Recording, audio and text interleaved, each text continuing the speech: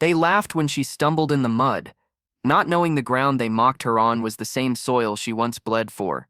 And when the sergeant barked, "Stay in line, rookie," the air itself seemed to hold its breath. Before I tell you what happened next, tell me in the comments where you're watching from. I love knowing who's listening. The training field at Camp Westbridge was a sea of young recruits, faces bright with arrogance and sweat. Among them stood Evelyn Ross, hair tied back, silent, eyes sharp as if she were listening to ghosts no one else could hear. She looked older than the rest, not by much, but by something heavier, the kind of weight only battle could give. They didn't know who she was. They only saw a new cadet sent for remedial drills after failing her last test. The others smirked, whispering as she dropped her duffel by the fence. "Bet she washed out somewhere else," one said. "Look at her hands." Another sneered.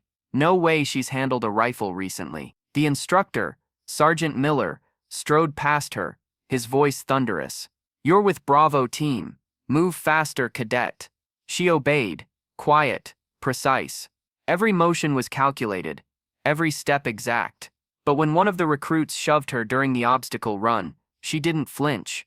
She just looked at him, not angry, not scared, just remembering. That stare unsettled him more than any words could. By noon, she'd been pushed, mocked, and drenched in dirt. But when Miller made them crawl through the live fire pit, she was the only one who didn't freeze. As the first shot cracked overhead, she moved low and steady, her breathing measured, almost mechanical. She reached the end, covered in smoke and dust, and stood up before anyone else had even moved an inch. Miller frowned. "You've done this before."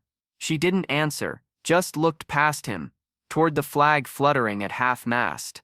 That's when the sound came, boots striking the gravel behind them.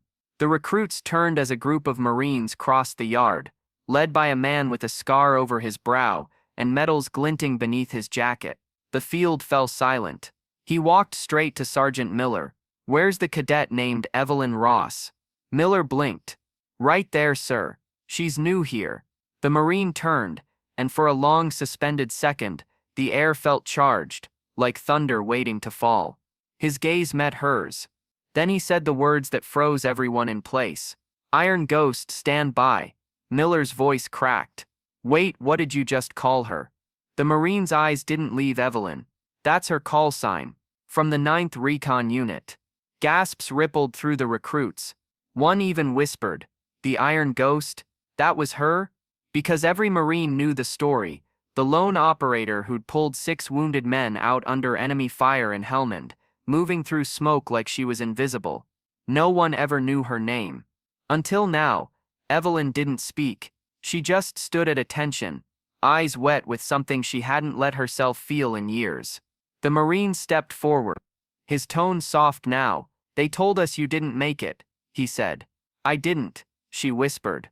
"Not the person I was." Miller swallowed hard. The field was utterly silent. Even the flag above seemed to hang still. Then he straightened, saluted her, and said quietly, "Permission to speak, ma'am." She nodded. "Welcome home."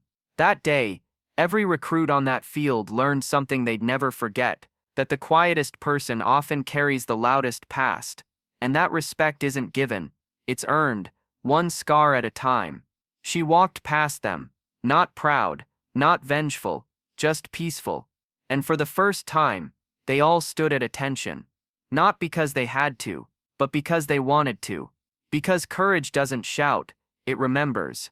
And sometimes the ghosts we carry aren't our burden, they're our proof that we survived. If this story moved you, don't forget to like, subscribe, and share it. Tell me in the comments, what does true respect mean to you?